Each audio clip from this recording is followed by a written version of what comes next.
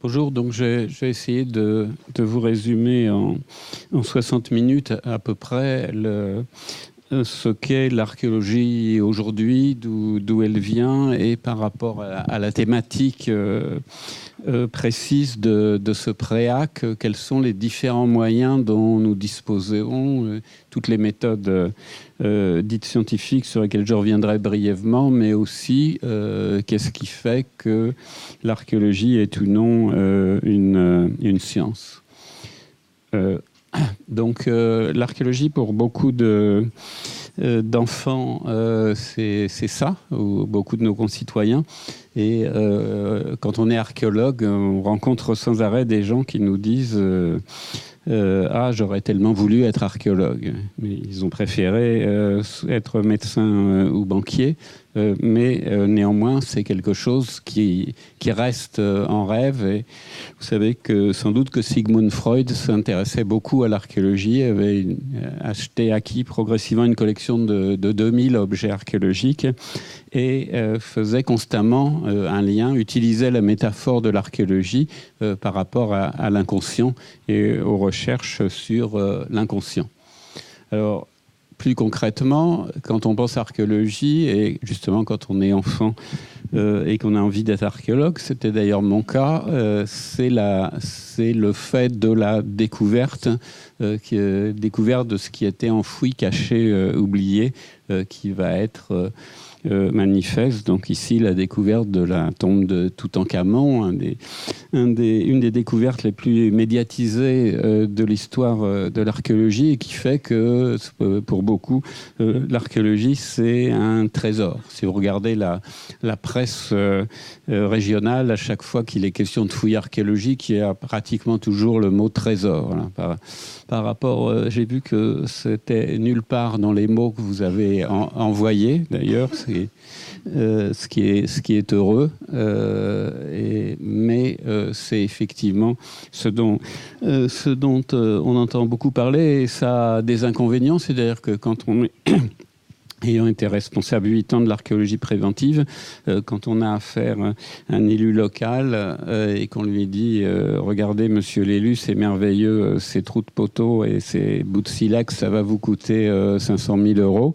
Et sa réflexion, et je l'ai entendu, mais c'est quand même pas Pompéi, c'est pas la tombe de Néfertiti plutôt que Toutankhamon d'ailleurs. Donc c'est cette vision là qui appartient à l'archéologie aussi, mais qui peut avoir un côté obscur, pour reprendre la métaphore de la guerre des étoiles. Et beaucoup de musées traditionnels vont être d'abord des musées d'art. Et j'ai enseigné dans un institut qui s'appelait Institut d'histoire de l'art et d'archéologie, parce qu'au début, quand l'archéologie apparaît, quand les sciences commencent à apparaître dans la conscience occidentale, au fur et à mesure que la Bible baisse en crédibilité, eh bien, en tant que science, c'est d'abord la science des objets, des beaux objets, le reste n'étant pas important. En même temps, quand les sciences se constituent, elles vont se constituer au XVIe et XVIIe siècle dans une période d'accumulation préliminaire, ce qu'on appelait les cabinets de curiosité, où, comme vous le voyez ici, on va entasser pêle-mêle des objets qui relèvent des sciences naturelles, de la géologie, de la zoologie et de l'archéologie. Donc ça va être une phase d'accumulation.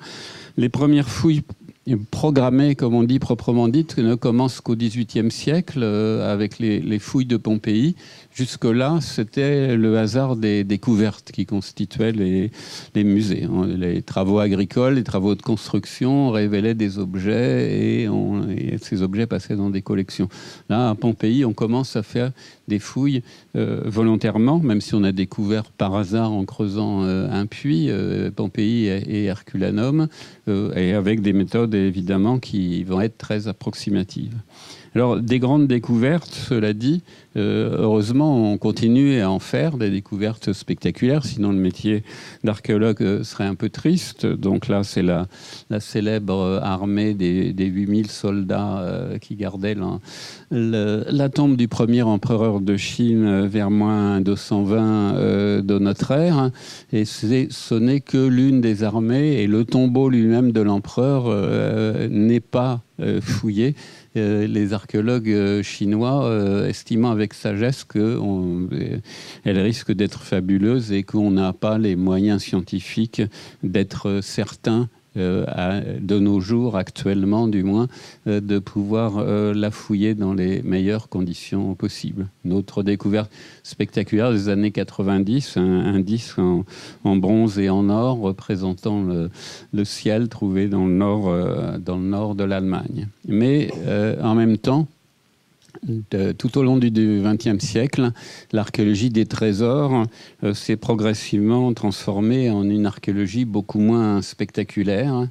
Donc là, vers moins 15 000 ans, ce qui va rester d'un campement préhistorique, eh bien, ça va être d'humbles morceaux de cailloux, de foyers, de morceaux d'os. Et il y a un très bel atelier pour enfants, je ne sais pas si vous aurez l'occasion de le visiter, qui justement s'inspire de ce type de découverte ici même. Si vous avez regardé tout à l'heure, vous avez vu que un des 4 mots les plus cités, c'est le mot équipe, où effectivement l'archéologue n'est malheureusement plus un chercheur d'or solitaire défiant les dangers, mais c'est obligatoirement un travail d'équipe à tous les niveaux, aussi bien au niveau du terrain qu'au niveau du travail après le terrain, qui souvent prend 10 fois plus de temps que la fouille proprement dite. Et des trésors, on est passé à des objets de plus en plus humbles et finalement des objets microscopiques, comme ici des pollens. J'y reviendrai un tout petit peu plus tard dans l'exposé. Donc des objets qui peuvent être beaux par ailleurs, mais qui sont parfaitement invisibles au point qu'on ne savait même pas qu'ils existaient auparavant et qu'on ne savait donc pas les trouver. Et de plus en plus abstrait, des courbes ici de la dendrochronologie, de la mesure des arbres, mais j'y reviendrai aussi, de la thermoluminescence, donc ce n'est plus que des courbes. J'y reviendrai, et des modèles théoriques d'organisation, de compréhension des sociétés, comme ici, et des objets de plus en plus humbles.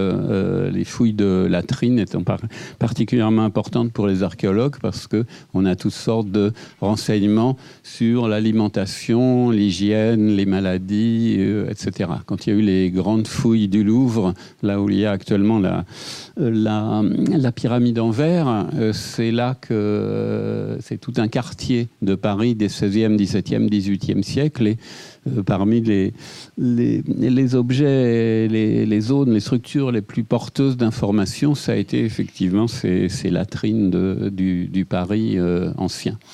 À tel point que des archéologues ont été conduits à fouiller des poubelles modernes. Là, c'est la publication à droite de l'archéologue américain William Rathje, qui est décédé il n'y a pas très longtemps, qui avait pendant 1 an, avec ses étudiants, étudié un échantillon systématique des poubelles de la ville de Tucson en Arizona, en montrant des choses qui n'étaient pas forcément triviales, que 20% de la nourriture était jetée intacte dans l'emballage d'origine, soit qu'il y en ait eu trop, soit que la date de péremption était dépassée, que c'était les classes moyennes qui gaspillaient le plus par rapport aux plus pauvres ou aux plus riches, etc. Toutes sortes d'informations sur les comportements de gaspillage de la société américaine qui étaient quelquefois en contradiction avec ce que des enquêtes sociologiques parallèles demandaient aux mêmes personnes de ce qu'ils faisaient, parce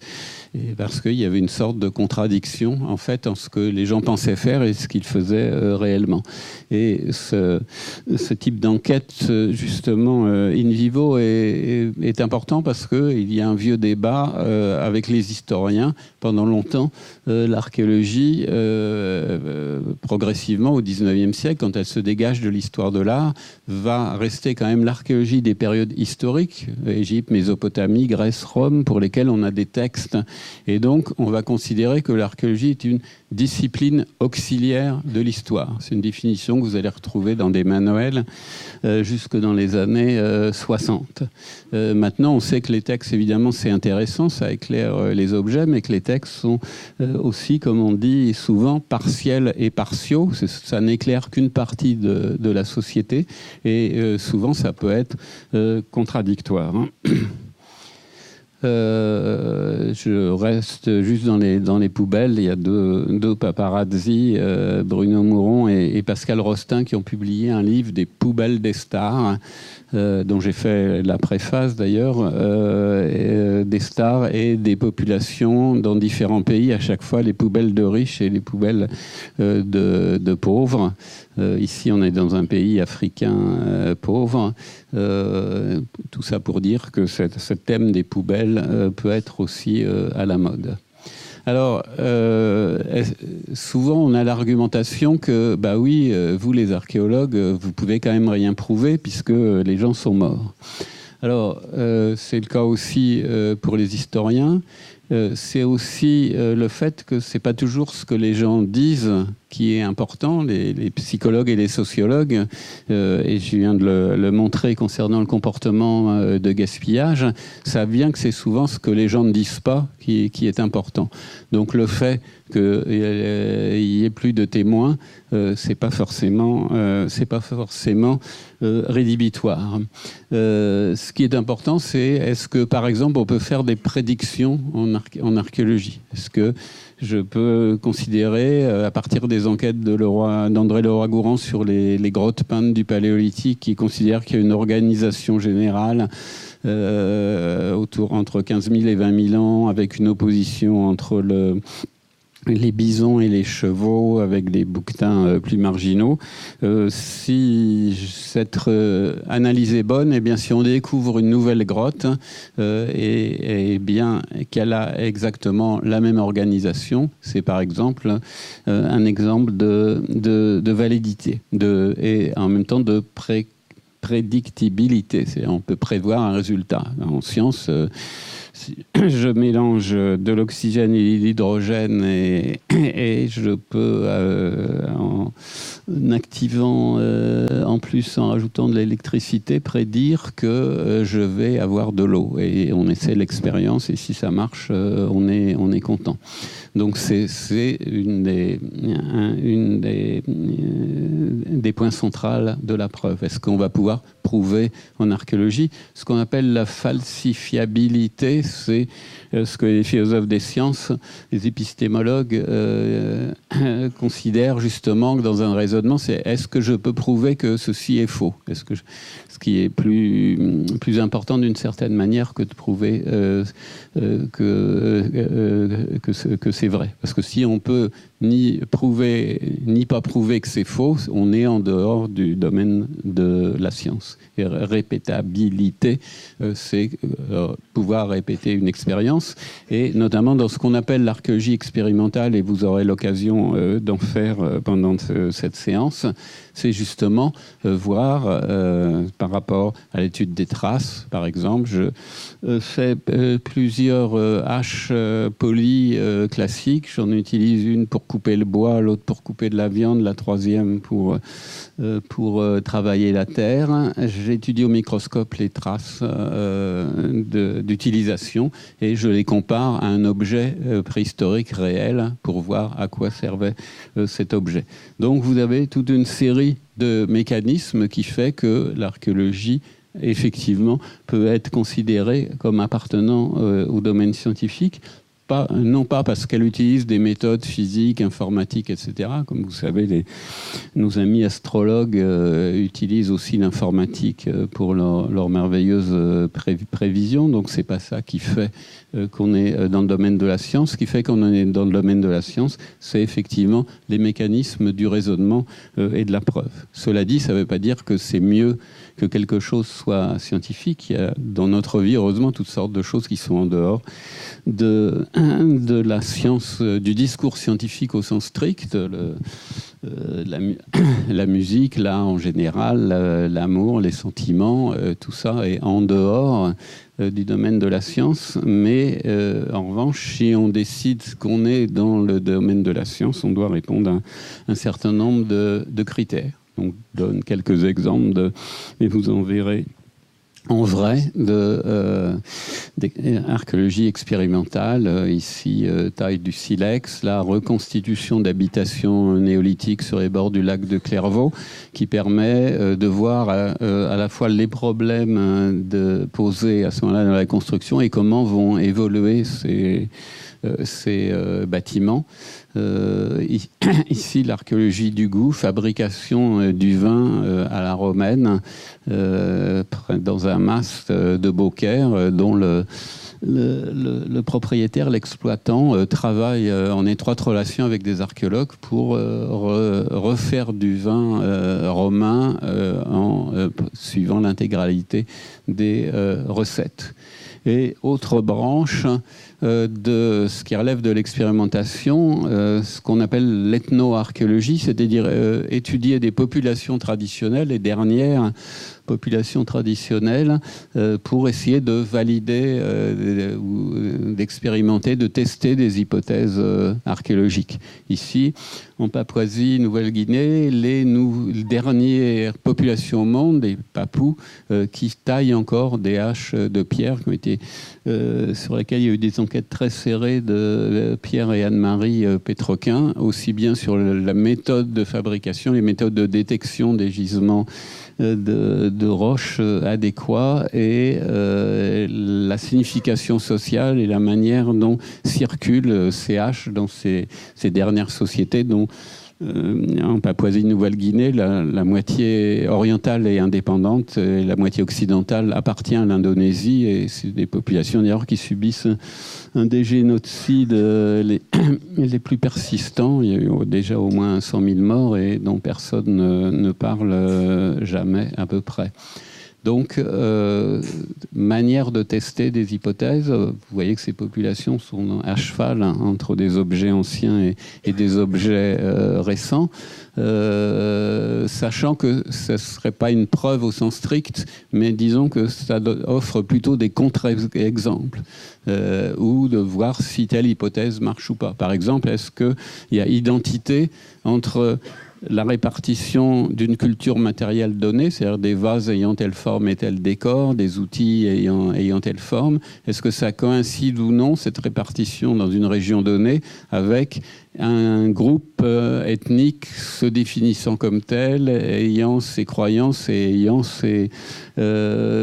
sa langue. Est-ce que ça coïncide ou pas? Et les enquêtes ethno-archéologiques montrent que ça marche quelquefois, mais ça ne marche pas toujours. Donc pas preuve directe, mais souvent contre-exemple. Si bien que on a pu proposer qu'en fait, il n'y avait pas une seule forme d'archéologie, mais 4 formes d'archéologie. Si vous croisez le fait de travailler sur des objets anciens ou des objets contemporains et sur des sociétés anciennes ou des sociétés contemporaines. En haut à gauche, ça donne l'archéologie telle que tout le monde l'entend. Mais si on travaille sur des sociétés contemporaines mais traditionnelles, ça donne l'ethno-archéologie. Et si on travaille sur les sociétés contemporaines mais industrielles, cette fois, les nôtres, c'est ce qu'on pourrait appeler une socio-archéologie, même si le terme n'existe pas.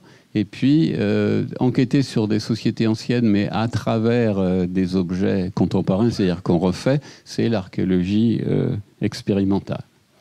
Donc, on a vu cette trajectoire de l'archéologie passer donc successivement sur une archéologie comme histoire de l'art au XVIe, XVIIe, mais ça dure encore jusqu'à nos jours dans certaines conceptions, y compris dans certaines, puisqu'on parlait de valorisation, dans certaines conceptions muséographiques. Certaines expositions à Paris, au Grand Palais par exemple, continuent à être extrêmement élitistes, tournées vers la beauté des objets, des éclairages raffinés et surtout pas d'explications.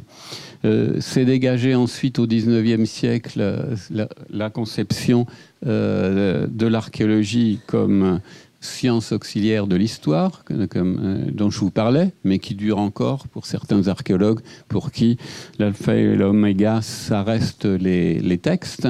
Et puis, enfin, la définition qu'on pourrait retenir actuellement, qui est l'archéologie, c'est l'étude d'une société à travers ses vestiges matériels, que cette société soit très ancienne, une société humaine, on va remonter jusqu'à 7 millions d'années, ou que ça soit contemporain. Vous verrez donc, comme on vous l'a dit tout à l'heure, l'archéologie de la Grande Guerre, et on a même l'archéologie de phénomènes encore plus récents, et je vous citais notamment l'affaire des poubelles. Alors, ne pas oublier effectivement qu'une des caractéristiques de l'archéologie, c'est que c'est la seule science dont les objets disparaissent au fur et à mesure. Les physiciens auront toujours des atomes. Cela dit, vous me direz que maintenant, les biologistes ont le même problème avec cette 6e extinction massive des espèces qui est un autre des effets de l'expansion indéfinie de nos sociétés industrielles. Donc, en France, les grandes causes de destruction, c'est les carrières de sable et de gravier pour faire le béton. Ici, c'est les grands tracés linéaires, autoroutes, lignes de TGV, gazoducs, oléoducs, et c'est toutes les constructions qui maintenant comportent pratiquement toujours des parties souterraines, donc qui impactent le sol, alors que pendant les millénaires, au contraire, le sol se rehaussait, on reconstruisait indéfiniment. Et je vous donne donc quelques chiffres par rapport à ça. Il y a effectivement 400 ou 500 000 sites dans ce qu'on appelle l'archéologie, la carte archéologique de recenser. Mais si on essaie d'extrapoler à partir des zones très bien connues, il faudrait sûrement multiplier par ce chiffre au moins par 10.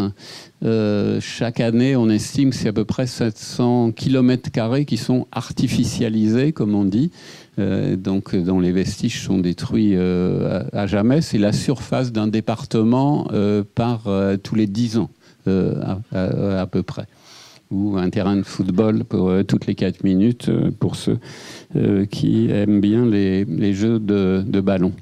Ou encore un site important tous les kilomètres en moyenne quand on fait des sondages systématiques sur un tracé dit linéaire sur une autoroute ou une ligne de TGV.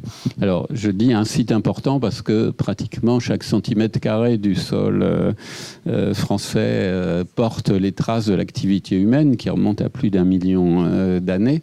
Mais je parle effectivement de sites importants. Donc pour donner quelques chiffres, mais ma collègue du service régional de l'archéologie, Nathalie Froment, pourrait vous en donner des plus précis, mais sur ces 700 km² ou 70 000 hectares, il y a entre 10, 15, 20%, suivant les régions à peu près, qui vont faire l'objet de diagnostics. C'est-à-dire que les services de l'archéologie vont dire il faut faire des tranchées pour voir s'il y a un site ou pas, notamment si on ouvre au moins 4 hectares, un carré de 200 mètres sur 200 mètres, on est pratiquement certain de trouver quelque chose. Et sur ces 10 à 20% de zones qui ont fait l'objet de sondage, il y en aura à son tour 20% qui vont faire l'objet d'une fouille proprement dite. Donc vous voyez que ce n'est pas l'archéologie, même si les élus locaux s'en plaignent souvent, ce n'est pas considérable. C'est à la fin à peu près 4% des surfaces. Donc voilà ce que ça donne au début. On fait des sondages systématiques à l'appel mécanique pour voir s'il y a ou non des sites ou là le long d'une autoroute ou quand on va décaisser une voie, comme ici à Martigues, on voit apparaître les constructions d'époque gauloise ou la ville grecque de Marseille ici, ou à Bordeaux, puisqu'on est à Bordeaux, quand il y a eu les travaux liés au tramway au début des années 2000, eh bien les quais en bois datant du XVe siècle, le long de la Garonne, où la première grande fouille préventive digne de ce nom en France dans les années 80, cette fouille du Louvre dont je vous parlais à l'instant, avec ses caves et ses latrines du Paris du XVIe au XVIIIe siècle. Alors l'UNESCO, sous l'égide de l'ONU, a bien une liste dite du patrimoine mondial, World Heritage List. Mais cette liste, elle comprend à peu près 1 millier de sites, c'est-à-dire 1 millier de sites, c'est ce qui est détruit chaque jour à peu près de par le monde. Alors certes pas aussi spectaculaire que Angkor ou le Mont Saint-Michel, mais néanmoins des traces qui appartiennent à l'histoire humaine. Et il y a eu des très grandes opérations de sauvetage jadis, le barrage d'Assouan en Égypte, où on a déplacé carrément le temple de Ramsès II pour le remonter de 100 mètres, mais il y a pratiquement plus d'opérations internationales de cette envergure. Quand la Turquie et la Syrie ont fait des grands barrages sur l'Euphrate, plus récemment, dans les années 90, eh bien, il n'y a pas eu l'équivalent, même s'il y a des villes entières, le cliché n'est pas très bon, mais la ville de Zeugma en Turquie, ville romaine, gréco-romaine, qui a été entièrement engloutie avec un minimum de fouilles archéologiques. Un peu moins pire a été le port d'Istanbul, qui est le port d'époque byzantine, qui a été découvert à l'occasion de l'aménagement du métro d'Istanbul, avec, vous voyez, des bateaux, plusieurs dizaines de bateaux, la plus grande fouille en milieu aquatique qui ait jamais été fait dans le monde. Le barrage des Trois Gorges aussi en Chine a fait l'objet d'un certain nombre de fouilles, mais c'est dans les pays les plus industrialisés, pour les zones les plus spectaculaires, qu'il y a eu de grands efforts. Il y a des zones entières. Là, j'ai pris l'exemple des grandes mines de compagnies occidentales dans la partie indonésienne de la Nouvelle-Guinée, là où je vous disais qu'il y avait toujours un génocide en cours, où on a des mines gigantesques, évidemment, sans aucun travaux. En Europe, on est protégé en principe par la Convention européenne dite de Malte, où la situation peut être considérée comme satisfaisante par rapport aux critères du moment, mais dans tous les pays en voie de développement, la situation est évidemment catastrophique. Je prends pour en terminer avec ça l'exemple à Nîmes, qui était une fouille de l'INRAP sur 6000 m² dans les années 2000, où vous aviez, comme sous le cours Jean Jaurès, ça n'avait pas été réoccupé depuis, vous aviez toute une série de demeures romaines avec, vous voyez, les mosaïques, les plafonds peints des fois écroulés sur place, les fresques, les murs conservés sur 1 mètre, 1 mètre 50, une fontaine avec une statue de Neptune grandeur nature, etc. Donc le maire au début a crié très fort qu'on le saignait aux 4 veines, et puis au vu de tout ce qui a été trouvé, eh bien il a évidemment changé son fusil d'épaule. Alors pourquoi est-ce que ça a été détruit? C'est pour construire un parking souterrain. Donc la question qu'on peut se poser, c'est est-ce que dans 2000 ans, puisque ce quartier romain était intact depuis 2000 ans, est-ce que dans 2000 ans il y aura toujours des parkings souterrains? Est-ce que ça valait le coup de détruire détruire définitivement. C'est un débat qu'on a souvent avec les élus locaux, les gros aménageurs qui disent oui, vous vous occupez des morts, mais moi je m'occupe des vivants. Donc la réponse polie à faire, oui, certainement, monsieur le député maire, mais malheureusement vous ne serez pas forcément vivant indéfiniment et vous vous arrogez le droit considérable de détruire définitivement le patrimoine archéologique de tous les futurs vivants. Donc ça ne veut pas dire qu'il faut s'arrêter de respirer et plus toucher à rien, mais qu'il faut mesurer le problème coût-profit de la conservation des vestiges. Vous voyez, ils sont quand même polis dans le parking. Il faut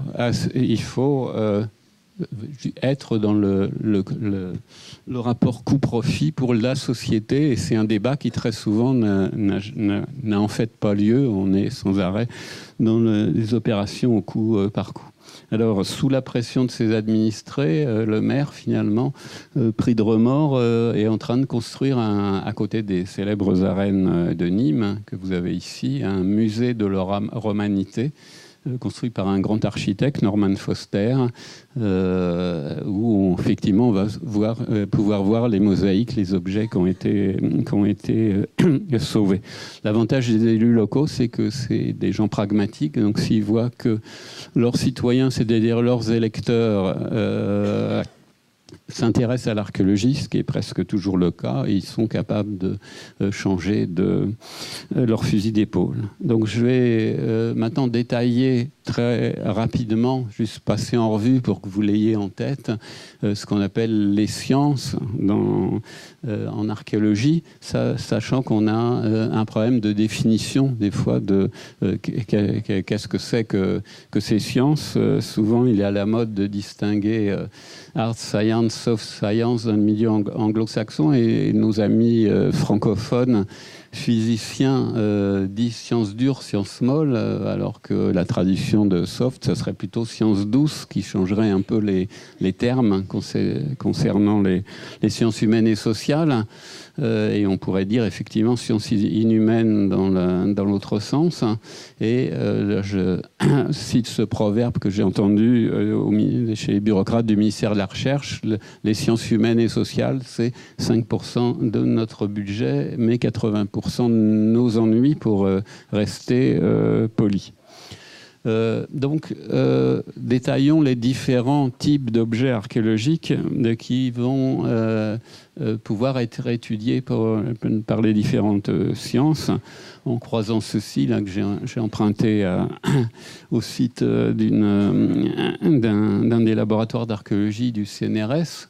Vous avez les objets directement naturels qu'on va trouver, et puis des objets de synthèse, comme la céramique, le verre, l'encre, donc synthétisés par l'homme. Et puis vous avez les objets inorganiques, donc qui normalement vont mieux se conserver, plus ou moins bien. Les roches vont bien se conserver, la céramique aussi, mais évidemment tout ce qui est métallique est beaucoup plus fragile. Et puis les matériaux organiques qui, la plupart du temps, sont détruits, se conservent que dans soit des milieux très secs, comme en Égypte justement, soit dans des milieux très humides, comme dans la boue la vase des lacs, comme les maisons néolithiques qu'on a vues tout à l'heure, ou dans des milieux complètement glaciaires, comme la célèbre momie de Ötzi, l'homme néolithique des glaces. Donc voici ici roches, gemmes, minéraux, obsidiennes, etc. C'est là céramique, métaux là, mais à l'état pur. Et ici, c'est quand vous avez des alliages. Et puis là, tout ce qui est végétal et animal, les ossements, les restes de plantes, etc., etc. Et ça, une autre manière de présenter les choses, suivant l'échelle, du kilomètre jusqu'au micron, où là on va avoir les microtraces, les pollens, etc. et là de haut en bas. Donc on ne va pas regarder ça en détail, mais c'est pour vous montrer et pour vous aider à récapituler à peu près les différents types d'objets, et on va voir maintenant la manière de les étudier. Alors, ces sciences, les sciences, disons, naturelles et physico-chimiques, en archéologie, ce n'est pas une découverte récente. L'existence des pollens date de la fin, on les connaît depuis la fin du 19e siècle. Le principe de la dendrochronologie, c'est-à-dire dater en fonction des cernes des arbres, et qui permet de remonter jusque vers moins 4000 à peu près. C'est un principe qui fit le fait de dater en comptant les cernes des arbres. On l'a déjà chez Léonard de Vinci et Buffon, même si c'est surtout depuis le 19e siècle que ça marche. Des études sur le matériel, on l'a dès les années 20, là, une histoire de faux archéologique très célèbre, celle de Glosel dans l'Allier, où on a trouvé tous ces objets baroques. Eh bien, l'identité judiciaire de Lyon avait mis au point toutes sortes d'analyses au microscope, d'analyses chimiques, pour montrer que c'était des faux récents. Le carbone 14, qui est la méthode de datation que tout le monde connaît, ça date des années 50, et celui qui l'a mis au point, Libby, a d'ailleurs eu un prix Nobel de physique. Je reviendrai sur chacune de ces méthodes, mais simplement pour vous rappeler que tout ça n'est pas totalement nouveau. Alors, les différentes méthodes, maintenant, je vais les détailler.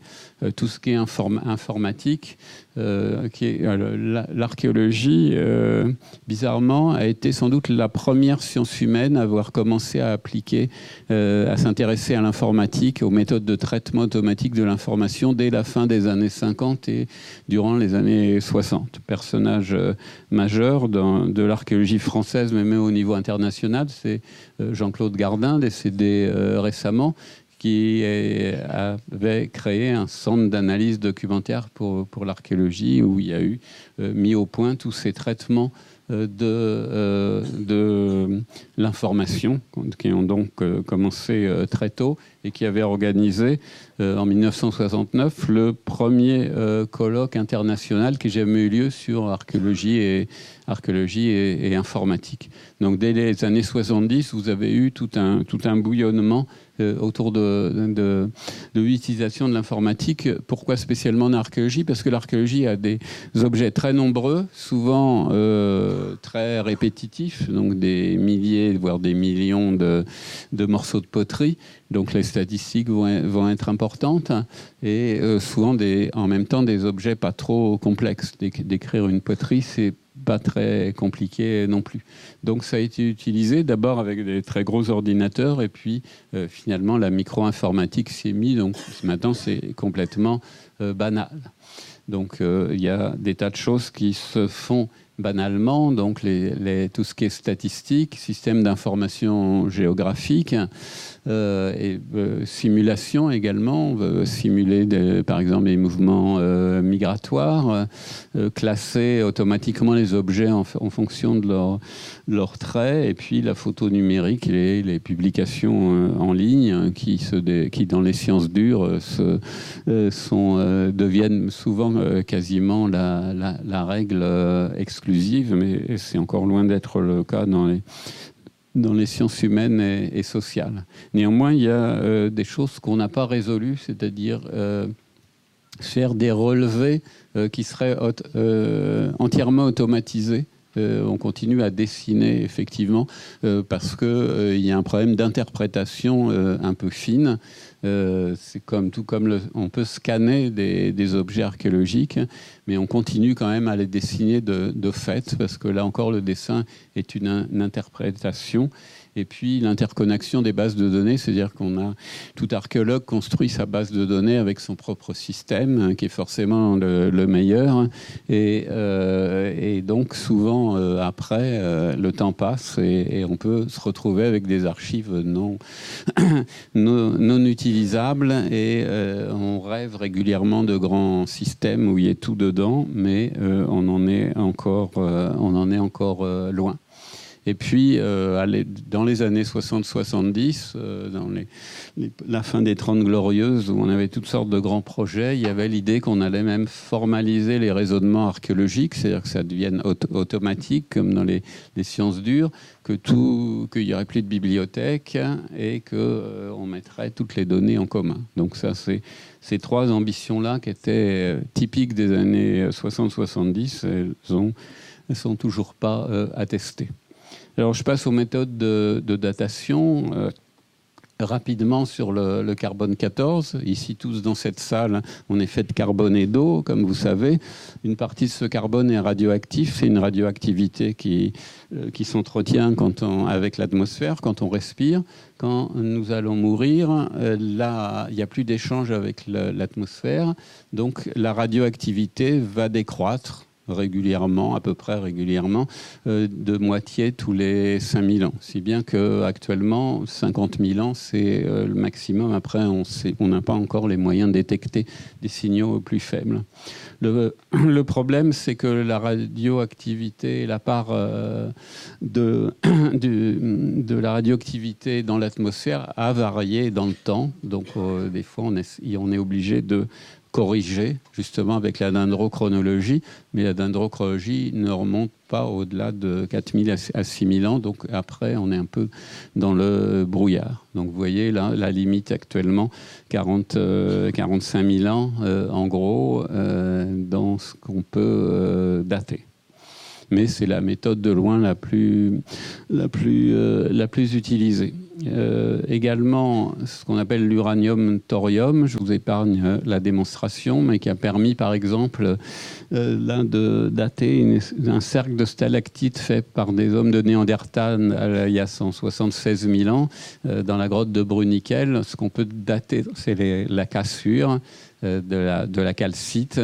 Et donc, c'est une méthode qui est utilisée et qui fait que pour dater des peintures préhistoriques, par exemple, on peut soit dater directement le charbon de bois quand c'est pour les tracés noirs, hein, soit dater la calcite s'il y a des coulées de calcite à l'intérieur de la grotte. Et on sait que s'il y a de la calcite par-dessus et qu'on peut dater la calcite, eh bien, les peintures sont forcément antérieures. La thermoluminescence, donc, qui est utilisée, qui permet de dater à la fois des pierres ou de l'argile, ça date le moment où on a chauffé un objet minéral, puisqu'à partir du moment où il est chauffé, les minéraux fonctionnent comme piège au rayonnement qu'il y a dans le sol, alpha, bêta, etc., mais qui varie suivant les régions. Et donc, ça fonctionne comme piège et on sait, ça permet de dater la cuisson ou le chauffage de pierres de foyer, mais avec une certaine approximation. Donc voilà, pour les méthodes de datation, j'ai évoqué la dendrochronologie tout à l'heure. Pour les principales, parce qu'il y en a d'autres, mais moins utilisées. La détection des sites archéologiques, la méthode la plus connue, comme vous le savez, c'est la photo aérienne qui permet d'observer les différences dans la végétation ou dans la manière dont les sols sont plus ou moins humides en fonction de ce qu'il y a dans la terre, soit des murs, soit des fosses, des fossés, et les prospections électriques. Et avec la part sombre du principe de la prospection électrique ou électromagnétique ou magnétique, c'est les détecteurs de métaux qui peuvent causer, donc quand c'est des détectoristes amateurs, des dangers importants aux sites archéologiques, du moins les sites archéologiques qui contiennent du métal. Alors il y a des pays comme l'Angleterre qui choisissent de l'autoriser et d'acheter les objets. Et puis il y a des pays qui essaient de l'interdire, comme la France. Exemple de prospection. Et puis une méthode très récente et assez spectaculaire qui est le LIDAR, qui permet donc une sorte de radar et qui permet surtout de travailler à travers les couverts forestiers. ou dans lequel en photo aérienne classique on voit rien.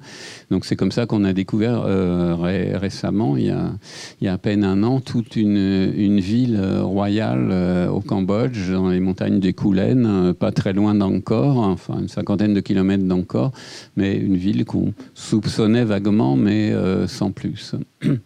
Mais néanmoins, pour les diagnostics archéologiques, au moins dans nos régions, la bonne vieille méthode des sondages systématiques à l'appel mécanique sur 10% de la surface, c'est ce qui, jusqu'à preuve du contraire, marche le mieux. Une des preuves, c'est que par exemple, on a découvert beaucoup de sites paléolithiques de l'époque néandertale dans le quart nord-ouest de la France, alors que de l'autre côté de la Manche, où on n'a pas des méthodes aussi systématiques, mais on va privilégier les méthodes non invasives, eh bien, on n'en trouve pas du tout. L'analyse des objets, par exemple l'analyse de l'obsidienne ici, va permettre, on identifie l'obsidienne, donc cette roche noire brillante qui était une sorte de verre, c'est une roche volcanique, on identifie le volcan d'origine, île italienne dans l'ouest de la Méditerranée, l'île de Milos dans les Cyclades, et puis l'Anatolie et les Carpates, et on va pouvoir comme ça retracer tous les réseaux de circulation. L'analyse des traces, je vous en ai parlé tout à l'heure, dans l'archéologie expérimentale, donc au microscope, et grâce à l'archéologie expérimentale, identifier ce que veulent dire les différents types de traces. Donc après, on passe au microscope. La fluorescence X, c'est l'analyse chimique, par exemple, des poteries, qui va permettre de savoir leur origine. Donc ensuite, après, avec un travail statistique, on va voir si les poteries, par exemple, néolithiques de différents sites sont différentes ou non, et qu'on va distinguer, et si certaines, au contraire, vont se retrouver sur tous les sites et sont des indices donc de circulation, et ça permet de distinguer, par exemple, la céramique grossière qui est propre, qui sert à faire la cuisine et au stockage et qui est propre à chaque village, et une céramique plus fine qui va voyager dans les différents villages. L'analyse de la fabrication, ce qu'on appelle les chaînes opératoires, qu'on va utiliser aussi bien pour voir le travail du silex, comment on reconstitue le travail du silex. Vous allez éventuellement pouvoir voir ces jours-ci, ou le travail de la poterie, comment est construit un vase, est-ce qu'il est autour, est-ce qu'il est monté au colombin, est-ce qu'il est monté sur un moule, etc. Même chose pour le travail du verre. Mon but n'est pas à chaque fois de vous donner le détail de ces méthodes, mais que vous passiez en revue, que vous sachiez que ça existe. Et des méthodes d'analyse, là, on appelle des fois ça un pistolet qui permet d'analyser de manière quasiment non destructive les pigments, par exemple ici, sur des peintures rupestres, ou la même chose pour le métal. On a récemment utilisé ça pour détecter le fer, les objets en fer les plus anciens, comme celui le poignard de Toutankhamon, par exemple, pour revenir à lui. C'est du fer météoritique, donc des météorites récupérés et retravaillés, et on en a comme ça un certain nombre d'objets, et qu'on a identifiés grâce à des objets de ce type. L'étude du climat et de l'environnement, avec des analyses très fines au microscope de la formation des terres sur un site archéologique, identifier, différencier, là par exemple, là encore sans entrer dans le détail, les maisons en terre sur un site néolithique vont avoir tendance à fondre une fois que le site est abandonné, et c'est avec un échantillonnage extrêmement fin, une étude fine, qu'on va reconstituer l'ensemble des différents faciès qui correspondent soit à des murs, soit des des fosses, soit des zones de rejet, des tas de fumier, des zones de piétinement, etc., où progressivement, donc, on reconstitue toute la vie. Et de même, la reconstitution du climat.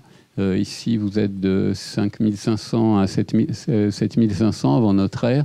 Tout autour de la Méditerranée, on va identifier une période froide qu'on appelle l'événement 6200 ici, qui correspond à un événement climatique majeur qui s'est passé dans l'Amérique du Nord et qu'on va essayer de relier justement à des événements historiques. On va voir si ces quelques siècles brusquement très froids ont provoqué ou non des événements historiques, migratoires, etc.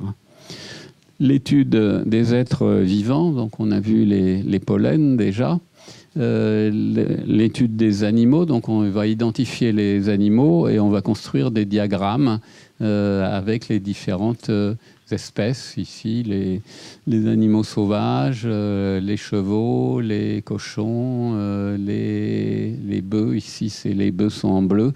Donc on va voir sur les différents sites et dans le temps quels sont les animaux consommés, à quel âge on les abat. Si c'est des animaux pour la viande, on va les abattre dès qu'ils ont atteint la taille adulte. S'ils sont au contraire pour les laitages ou pour le travail, on va les faire durer beaucoup plus longtemps.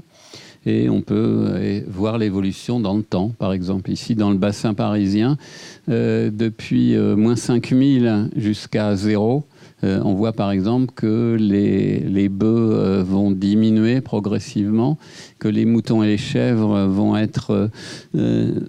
diminuer, puis remonter à l'âge du bronze, puis redescendre, et que globalement, le porc, de moins 5000 jusqu'à 0, va monter progressivement jusqu'à représenter à l'époque gauloise les 2/3 de la consommation de viande.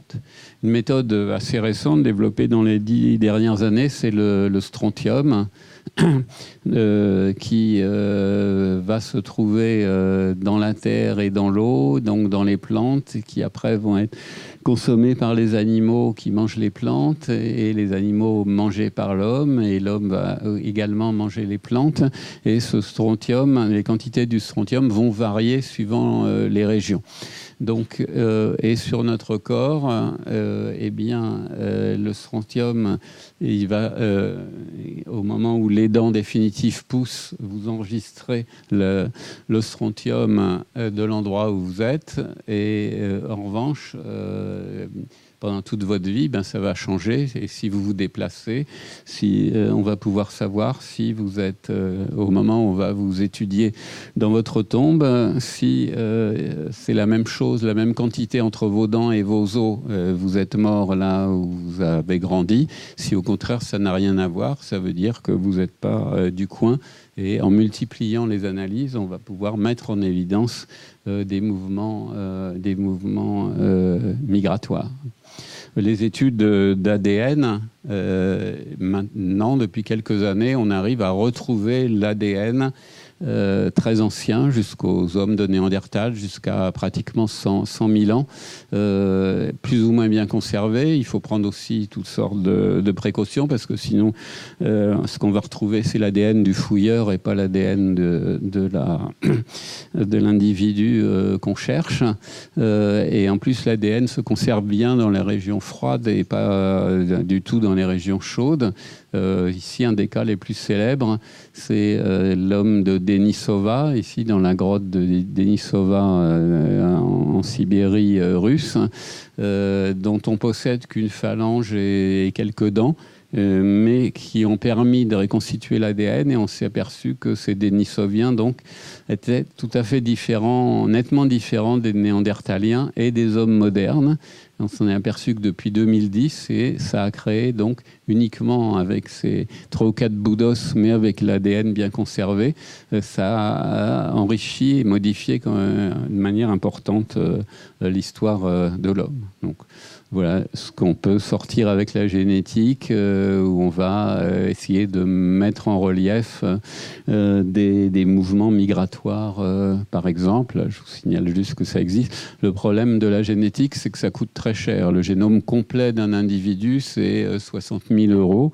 Donc nos amis généticiens ont souvent tendance un peu à grossir leurs résultats avec quelques dizaines d'analyses d'individus analysés. Ils vont en reconstituer l'histoire du monde, sachant que justement, comme ça coûte cher, il faut avoir des crédits, donc il faut être publié dans les revues Science ou Nature, donc il faut forcément que les résultats soient fracassants. Alors c'est effectivement indispensable à paléogénétique, mais il faut la regarder néanmoins quelquefois avec précaution. Bon, on peut, ça c'est avec les analyses dites factorielles, chaque point c'est un individu, et c'est toutes les analyses récentes qui ont pu être faites autour du bassin méditerranéen et en Europe, et qui vous permettent de faire des groupes d'individus.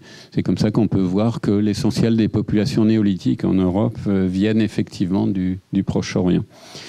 Ici, c'est les populations anciennes de l'Europe et là, les populations actuelles. Là, vous avez différents pays, norvégiens, bulgares, basques, etc., avec les trois patrimoines génétiques. Les généticiens proposent d'isoler.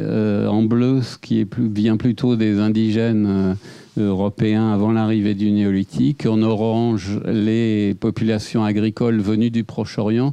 Et en vert, les populations venues d'Europe orientale, de la zone des steppes. Alors, ce qui est intéressant, c'est que vous voyez une certaine homogénéité des populations proches et en même temps des populations qui parlent des langues dites indo-européennes et des populations qui parlent des langues dites non indo-européennes, comme l'estonien, le hongrois ou le basque, ne se distinguent pas là sur ces schémas. Alors, à partir de ça, quelles sont les grandes questions historiques qu'on peut reconstituer si on se borne à l'histoire de France et à transmettre? On a tout ce qui va autour de l'histoire de l'humanité depuis qu'elle est identifiée, c'est-à-dire 6 ou 7 millions d'années. Là, vous avez pêle-mêle toutes les espèces, depuis les origines, depuis Toumaï jusqu'à nos jours. Donc ici, présenté autrement, vous voyez, si on remonte à 8 millions d'années, Homo sapiens, c'est juste ça. Donc ça rend modeste par rapport à l'ensemble des espèces qui se sont succédées. Donc ça, c'est là, vous avez les Denisoviens dont on parlait tout à l'heure sont ici, les hommes de Néandertal ici, etc. Et voilà un des nombreux arbres qu'on propose, sachant qu'à chaque fois qu'on fait une nouvelle découverte, ça complique l'arbre. Dans les toutes dernières années, on a continué à faire des découvertes. Si on prend par exemple ce qu'il faut retenir aussi, je veux dire, c'est qu'il y a encore 30 000 ans, il y avait plusieurs espèces humaines et que là, donc on n'est pas une sorte d'aboutissement triomphal, mais on a réussi à se débarrasser des autres. Donc on est là, ici, mais l'homme de Néandertal a vécu jusque vers moins 27 000 ans. L'homme de Denisova lui a été à peu près parallèle. Il y avait un homme de Flores ou une femme de Flores, comme on veut, parce qu'il fallait des deux en général, qui est sur une île d'Indonésie et qui a duré jusqu'à moins 50 000 à peu près. Et on a découvert récemment un Homo naledi qu'on croyait remonter à 2 millions d'années, mais qui en fait a vécu au moins jusqu'à moins 200 000 ans. Et toutes ces découvertes comme Denisova, Naledi ou Homme de Flores, ça remonte aux 20 dernières années à peu près. Donc c'est des choses extrêmement récentes. Alors par rapport à la préhistoire, ce qui est véhiculé en général comme cliché, c'est que c'est des périodes extrêmement violentes, extrêmement difficiles à vivre, où les gens n'arrêtent pas de se battre, et avec tous les fantasmes qui peuvent avoir lieu, comme ici dans un film italien des années 50, à l'époque de la grande époque des péplums italiens. En fait, si on prend Homo erectus il y a 500 000 ans, il était déjà assez proche de nous. Il avait le feu, il taillait des objets symétriques. Dans un cas, il enterrait ses morts, enfin, il les déposait dans une grotte.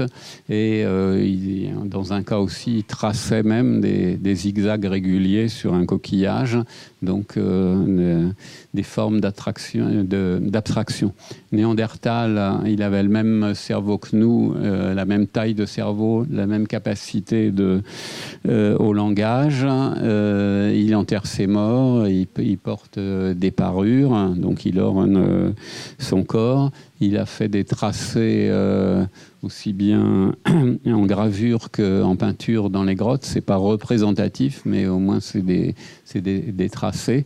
Il a, comme je vous le disais tout à l'heure, fait des grands cercles de stalactites qui servaient à rien de concret dans cette grotte, depuis qu'on a pu dater effectivement à 176 000 ans. On ne sait pas à quoi ça servait, mais ça ne pouvait pas être extrêmement utile, et en plus c'est très profond dans les grottes, donc il n'avait pas peur du noir.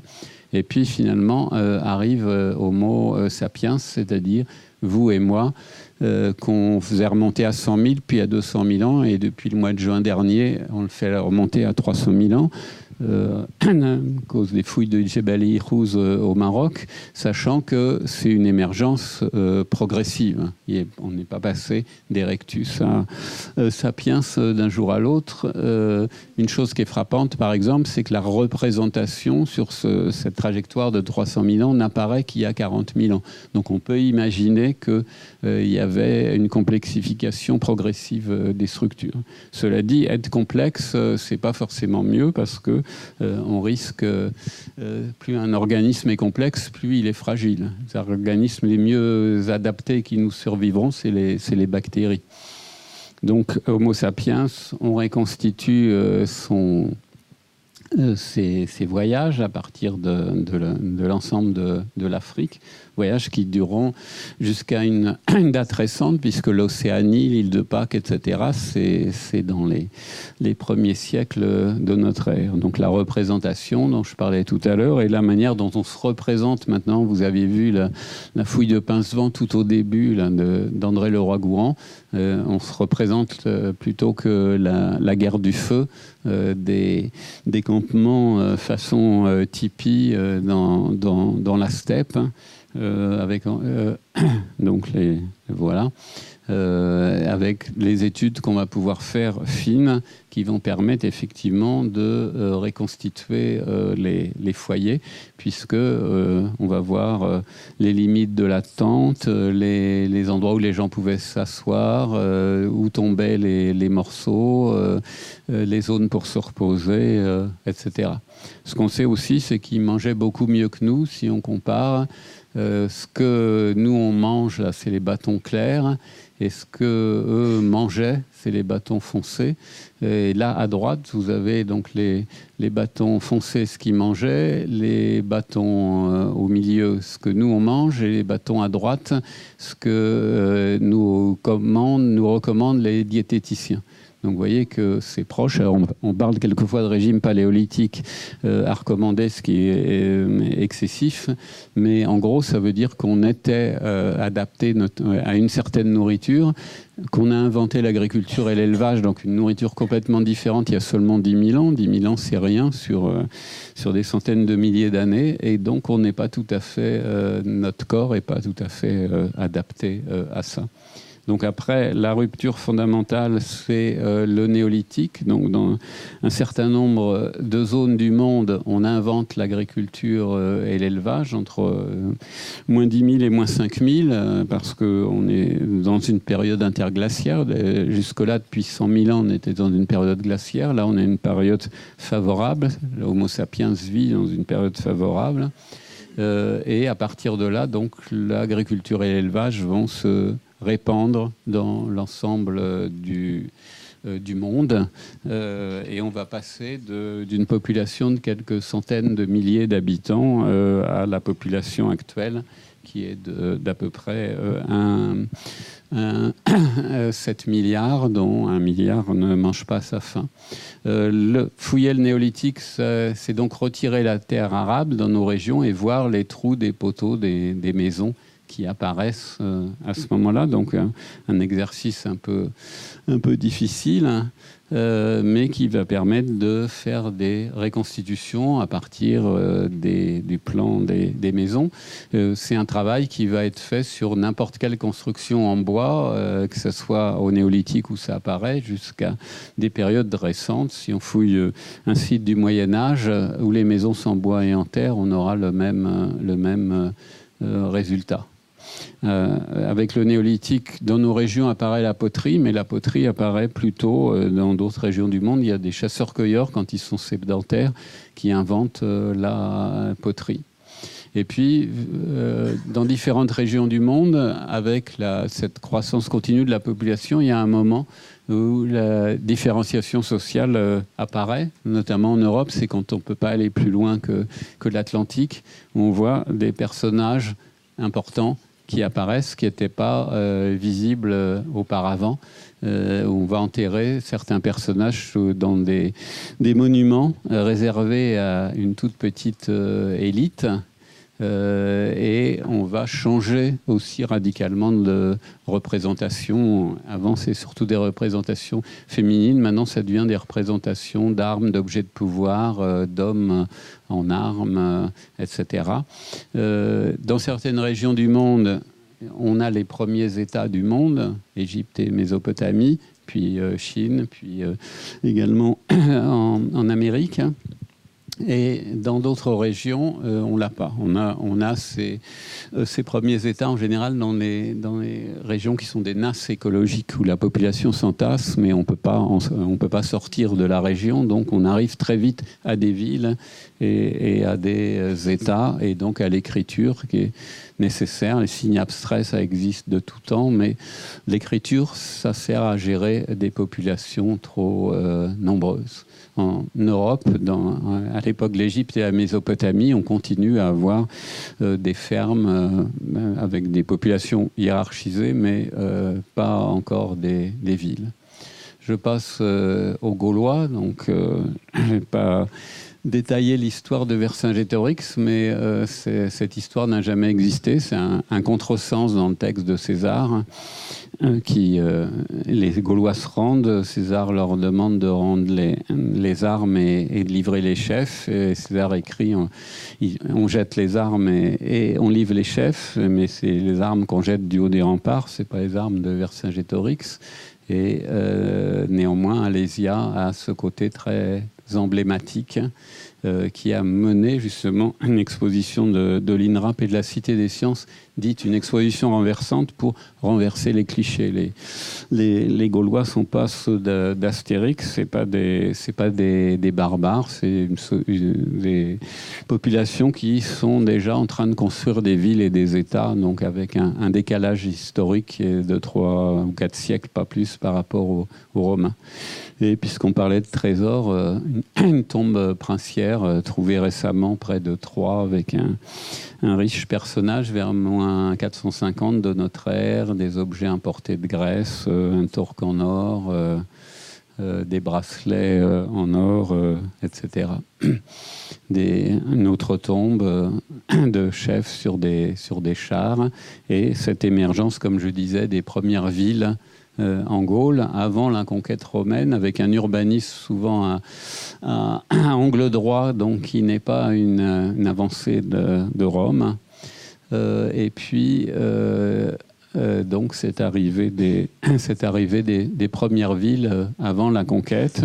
Et une Gaule également, contrairement au cliché qui n'est pas pleine de forêts et de sangliers. Les Gaulois ne mangeaient pas de sangliers, ils mangeaient des porcs domestiques, mais tout un semis de fermes qui quadrillent, de fermes aristocratiques qui quadrillent le paysage. Alors là, vous avez l'impression que c'est des lignes, c'est simplement parce que les fouilles ont suivi justement des grands tracés d'autoroute. Mais cette densité-là, il faut la projeter sur tout le territoire. Voilà à quoi pouvaient ressembler ces fermes aristocratiques. Et avec les Gaulois, c'est la première...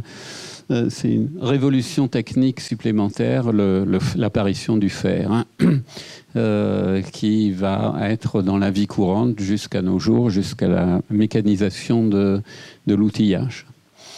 Des traces de la religion gauloise et l'apparition de la monnaie, là encore 2 siècles avant la conquête romaine. Donc une vision de la société gauloise beaucoup plus complexe. Ça, c'est l'arrivée des Grecs à Marseille. Donc, c'est la première ville sur le territoire actuel de la France. C'est une ville grecque fondée de toutes pièces, une enclave coloniale. Ensuite, la période romaine, donc c'est des traces importantes ici à Bordeaux même. C'est une vue à Poitiers, Besançon. Ici, la carte des voies romaines, le quadrillage, et on les voit toujours dans le paysage, comme sur cette photo. Et on a une carte de l'Antiquité qui a été recopiée, et qui remonte au Moyen-Âge et qu'on a retrouvée. La batellerie romaine, les villas romaines avec leur système de chaufferie, et toutes les reconstitutions 3D qu'on peut en faire et qui ne seront, avec la réalité virtuelle, ça ne fera que, c'est un instrument pédagogique puissant et qui fera certainement que se développer et se complexifier. Ensuite, le Moyen-Âge, qui était vu traditionnellement comme une période un peu sinistre, d'ailleurs, Moyen-Âge, c'était entre l'Antiquité brillante et puis après, il y a la Renaissance. Donc, si on renaît, c'est qu'on était mort. Et avec le baptême dit fondateur de Clovis, alors que quand Clovis se fait baptiser, eh bien, toute la Gaule et tout l'Empire romain est chrétien depuis un siècle. Toutes les autres religions ont été interdites, et symétriquement, on va continuer à avoir des coutumes païennes dans l'archéologie, dans les tombes, en fouillant les tombes par exemple, qui vont durer, elles, encore 2 ou 3 siècles. Donc la vision des barbares terrifiante qu'on a dans nos manuels et qui a été remise en cause de manière très importante par les historiens, notamment Bruno Dumézil, dans ce gros ouvrage collectif, et que confirme l'archéologie. C'est pas une période où tout aurait été détruit, c'est une période effectivement de recomposition progressive. La tombe de Childéric, le père de Clovis, trouvé à Tournai en Égypte, contient aussi bien des objets barbares, entre guillemets, que des objets romains. Et il a une bague où il y a écrit en latin Childéric roi. Il a un manteau de notable romain. Donc cette période est au contraire une période de métissage culturel tout à fait intense. Il y a une exposition itinérante actuellement justement sur cette période, notamment sur l'Austrasie, c'est-à-dire le quart nord-est de la France à cette époque. Et pas loin d'ici, à Toulouse, on avait fouillé à la fin des années 80 le palais des rois Visigoths. C'était pas une hutte de barbares, et ça a malheureusement été détruit par la municipalité. Un cimetière à Marseille, et puis des aménagements des fleuves, la multiplication à la fois des ponts, comme on a une trace ici, et des moulins, qui fait qu'on a pu parler de première révolution industrielle pour le Moyen-Âge, avec la première utilisation de la houille également, des demeures. Quand on fait l'étude du bâti et qu'on retire les enduits, on s'aperçoit qu'on a toutes sortes de décorations sophistiquées. C'est de la fin du Moyen-Âge que date toute notre vaisselle, toutes nos formes traditionnelles, enfin traditionnelles jusqu'à ce que le design les change dans les toutes dernières décennies, mais qui étaient traditionnelles jusque dans les années 50. C'est pour ça qu'à la Cité des Sciences, il y a eu aussi l'année dernière, jusqu'au mois d'août dernier, une grande exposition montrant cette vision complètement nouvelle du Moyen-Âge. Donc les temps modernes, pour finir l'itinéraire, ici l'exemple d'un cimetière protestant du XVIIe siècle, catastrophe archéologique, parce que comme les protestants rejetaient tout ce qui pouvait paraître un peu païen, les morts sont enterrés sans rien du tout. Le corps était nu dans un suaire, et quand on a beaucoup de chance, on trouve juste l'épingle qui fermait le suaire. Sinon, il y a rien du tout. Il y a pire comme coutume, c'est les Indiens d'Inde qui brûlent les corps et qui jettent les cendres dans le Gange. Donc là, les archéologues, s'ils n'avaient pas d'autres informations, seraient un peu déroutés. Ce qu'on appelle l'archéologie du bâti, là vous voyez un infâme mur sans intérêt, mais quand on regarde de plus près et qu'on gratte les enduits, on a une porte du XIIIe siècle avec porte cochère pour les charrettes, et puis des portes pour les piétons sur le côté. Ici un autre exemple. Et enfin pour nos colonies, l'île des esclaves, il y a une exposition au musée d'Aquitaine à Bordeaux il y a quelques mois, où un bateau avec des esclaves a fait naufrage dans cette île perdue de l'océan Indien, 500 km de Madagascar. Les esclaves survivants ont survécu 15 ans. Et donc il y a eu des fouilles justement autour de ça. Les fouilles de la Grande Guerre, dont vous entendrez parler tout à l'heure, les fouilles en Guyane, qui dans un milieu un peu hostile, hein. Ce qui a fait entrer la Première Guerre mondiale dans l'archéologie, c'est les débats qu'il y a eu autour de la tombe d'Alain Fournier, l'auteur du Grand Maulne, mort en 14. On a retrouvé une fosse avec l'ensemble des soldats, et on avait des moyens de savoir que c'était lui.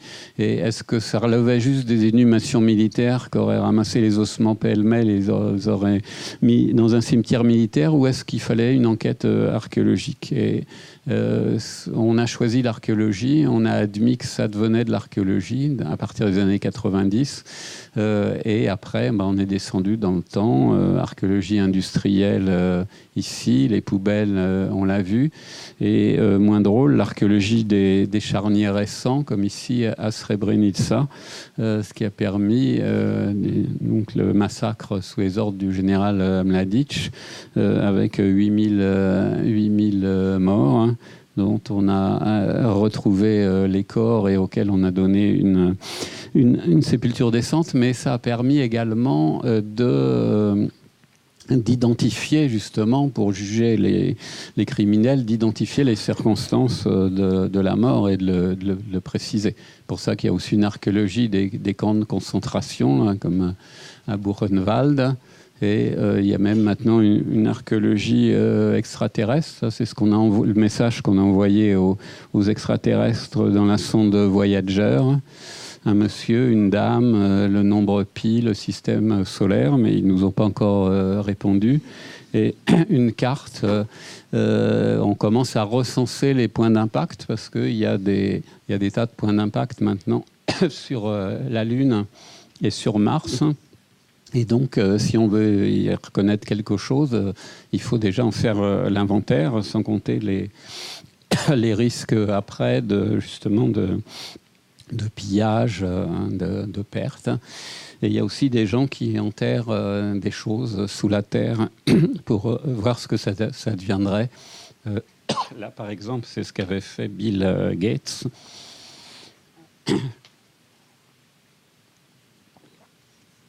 Il avait enterré des objets et puis ça a été déterré récemment.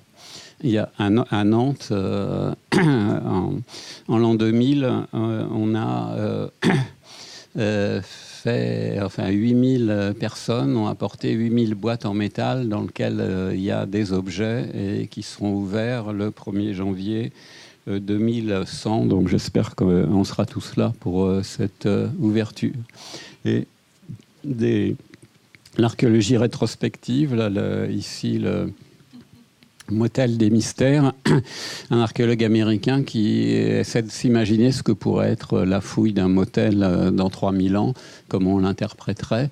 Et là, une exposition faite par un collègue suisse, Flutsch, futur antérieur, comment on interpréterait des objets. Donc, par exemple, cette culture rituelle, est-ce que ce serait un prêtre, un notable, quelqu'un d'important ? Juste une petite parenthèse sur art contemporain et archéologie, parce que on a vu les poubelles et des artistes se sont mis dans les dernières décennies justement à travailler sur les déchets, comme ici Armand. Ou ici Daniel Speury, qui avait organisé un banquet de 100 personnes, a enterré en 1983, a enterré l'ensemble, et on a fait une partie de la fouille en 2010, comme vous voyez là, en faisant des moulages après en résine et en bronze, donc ça redevient un objet d'art ou en 3D ici. Rodin avait déjà fait des choses comme ça en prenant des poteries gauloises ou mérovingiennes et en fabriquant des sculptures dedans. Et c'est effectivement de l'art, puisqu'il y a eu plusieurs expositions sur art contemporain et archéologie ces dernières années. Il y a beaucoup de musées d'archéologie qui mettent de l'art contemporain et vice-versa. Donc voilà l'exemple à Bienne des assiettes qu'on avait fouillées. Et là, la suite de la fouille en 2016 de la tranchée de Daniel Speury, pour laquelle on a fait un moulage en latex, enfin un moule en latex qui est en train d'être coulé en bronze dans une fonderie à Milan. Donc voilà le moulage, et il y a même eu un polar qui a été fait à partir de ça. Déjeuner sous l'herbe, puisque c'était le nom de la performance de Daniel Speury, où les archéologues font la fouille et trouvent évidemment un cadavre attablé. Alors il y a eu un débat pour savoir si c'était une fouille ou pas, parce que quand j'ai fait cette fouille, j'ai demandé une autorisation de fouille en bonne et due forme, parce que je suis un archéologue sérieux. Et l'autorisation de fouille m'a été refusée, non pas que j'avais pas le droit de fouiller, mais que c'était pas de l'archéologie. La commission considère que cette demande de fouille programmée par son objet ne relève pas de la recherche archéologique telle que définie dans le Code du patrimoine. Et le Code du patrimoine, en fait, ne définit pas de limites, puisque les éléments du patrimoine archéologique... Vous avez vu tout à l'heure le Code du patrimoine que nous avait gentiment montré, au moins la couverture,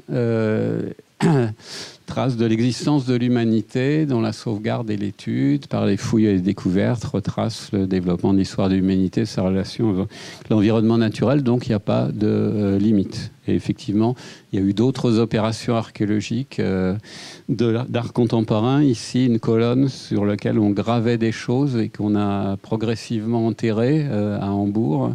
Là, elle est là avec toutes les gravures dessus. Ou ici, au château de Saarbrück, qui était le siège de la Gestapo pendant la guerre, un artiste, Jochen Gers, chaque nuit décellait des pavés, et sur chaque pavé, il inscrivait le nom d'un des 2200 cimetières juifs vandalisés par les nazis. Et puis après, il le remettait. Ça finit par se savoir et ça a été officialisé. La municipalité l'a appelé place du monument invisible. Donc tout ça, ça prouve que une réflexion des artistes, je vous avais dit que nous, les archéologues, on avait eu du mal à se dégager des historiens d'art. Symétriquement, il y a des artistes qui ont rejoint l'archéologie, mais dans une réflexion sur qu'est-ce qu'il en est de nos sociétés et de ce qui peut en rester. Et pour finir, en conclusion, je vous donne quelques grands débats actuels à travers l'archéologie, c'est-à-dire quel est le devenir de l'humanité. On a vu tout à l'heure comment on pouvait reconstituer cette histoire, hein. Ou encore ici des versions moins optimistes. Ou encore ici des versions qui sont plus en adéquation avec les débats récents. Les débats autour de l'effondrement des sociétés, comment ça s'effondre. Il y a un best-seller de Jared Diamond que vous avez dû voir passer, qui est très instructif. Donc les célèbres suicides écologiques de l'île de Pâques, la disparition des cités de l'Indus, des grandes cités du Mississippi aux alentours de plus 1400, avant l'arrivée des Européens, des villes qui ont fait jusqu'à 20 000 habitants, les Mayas, l'effondrement des cités mayas. Avec des débats autour de ça, parce que certes, les Mayas ont disparu, les cités mayas ont disparu, mais il y a toujours des Mayas. Il y a plusieurs millions de personnes qui parlent maya. Donc, est-ce que c'est vraiment un effondrement ou pas ? Le cas d'Angkor, les cités, les tombes princières gauloises, l'Empire romain, pourquoi s'est-il effondré ? Autre problème, est-ce que la violence et l'inégalité, je vous parlais de l'apparition des inégalités, est-ce que c'est dans la nature humaine ou est-ce qu'il y a différentes voies qui sont possibles ? On a dit, oui, mais les animaux, il y a des hiérarchies et ils sont violents, mais des zoologues ont travaillé sur le fait que les comportements de réconciliation et de coopération étaient au moins aussi importants, sinon plus, que les comportements d'affrontement. Et ça, c'est un très vieux débat entre Rousseau, qui considère que l'homme est bon et qu'il y avait un contrat social à l'origine, ou Thomas Hobbes en Angleterre, qui considère que l'homme est mauvais et qu'il faut un pouvoir fort pour mettre de l'ordre dans la société, ce qui est la base de toutes les théories sur le libéralisme économique, qui est que la compétition fait que normalement tous devraient s'organiser selon une main invisible, puisque ceux qui produisent des choses pas trop chères et pas bien, personne ne les achète et donc ils devraient disparaître. Mais en général, c'est pas ce qui se passe. Problème de la hiérarchie et avec deux problèmes symétriques. Pourquoi la volonté de puissance ? Pourquoi il y en a qui veulent dominer les autres ? Et question encore plus importante qui est pourquoi les autres se laissent faire ? C'est un ami de Montaigne, Étienne de la Boétie, qui a écrit le discours sur la servitude volontaire, qui est mais finalement on est majoritaire et pourquoi est-ce qu'on accepte ? Et ce qui fait que il y a certainement à détecter en archéologie des moments de résistance, parce que si en vertical vous avez des sociétés de plus en plus hiérarchisées et là vous avez le temps, et ben si on regarde, vous avez des moments très hiérarchisés puis des moments où ça retombe. Donc on peut supposer que si ça retombe, c'est qu'il y a eu effectivement des mécanismes de résistance à essayer d'élucider et que très souvent donc on a eu on a rarement le cas en fait de pouvoir autoritaire qui soit maintenu indéfiniment. Pour terminer, les débats de l'archéologie dans les problèmes d'identité et de construction nationale, là je passerai vite parce que le temps lui passe aussi. Ça c'est les problèmes de la Macédoine en Grèce. Là des fouilles archéologiques en Inde qui avaient montré à Ayodhya qu'il y aurait eu un temple du dieu Rama sous une mosquée construite par les Mongols au XVIe siècle. Donc des extrémistes hindouistes ont détruit la mosquée. Il y a eu 2000 morts dans les émeutes. Les Ukrainiens qui se réclament des sites, les populations sites, avec lesquels ils avaient quand même assez peu de rapports. Les monuments en Allemagne célébrant le Germain Arminius contre les armées de l'empereur Auguste, et avec le musée inauguré par la chancelière Angela Merkel. Et néanmoins, un musée d'histoire de Berlin, il n'y a pas l'équivalent en France, qui est tout à fait objectif. La place des communautés juives, comme vous avez ici, sur cette stèle funéraire, l'évocation de la guerre de 14 d'une manière tout à fait égalitaire, le nazisme, la République démocratique allemande, le mur de Berlin, et symétriquement l'évocation de l'inauguration en 2012 du musée d'Alésia avec le Premier ministre François Fillon évoquant une défaite fondatrice et une célèbre phrase du général de Gaulle par rapport pour lequel la France, il y aurait une espèce de permanence de la France. Donc quelque chose pour lesquels s'interroger, parce que si la France vient du fond des âges, est-ce que c'est quel fond des âges? Est-ce que c'est le premier Homo erectus du côté de Béziers il y a 1 200 000 ans? Est-ce que c'est les premiers hommes de Néandertal, etc., etc. Donc c'est effectivement un problème à poser par rapport à l'histoire et à l'archéologie. Et ce qu'on peut en dire, je l'écris ici, c'est-à-dire qu'on a sans doute besoin, on a évidemment besoin d'appartenir à des communautés, mais ce qui compte, c'est pas le fait de descendre de tel ou tel ancêtre mythique ou telle histoire mythique, mais c'est le fait d'avoir effectivement envie de vivre ensemble. Et c'est pas pas très loin de la minute de silence que nous avons fait tout à l'heure. Alors c'est les 2 dernières images. Sur la base, c'était mieux avant parce qu'on l'entend souvent. Donc ici, une citation de quelqu'un qui dit que tout va très mal parce que les jeunes méprisent les lois et qu'il n'y a plus d'autorité. L'autre qui dit qu'il n'y a plus aucun espoir pour le pays parce que la jeunesse est insupportable. Et là, quelqu'un qui dit qu'avec l'immigration, la France va cesser d'exister. Et donc les auteurs, c'est Hésiade là au 8e siècle, Platon au 4e siècle et le roi Beaulieu en 1913. Si vous les révisez, je vous conseille ces excellents ouvrages. Et je vous remercie en m'excusant d'avoir été un peu long.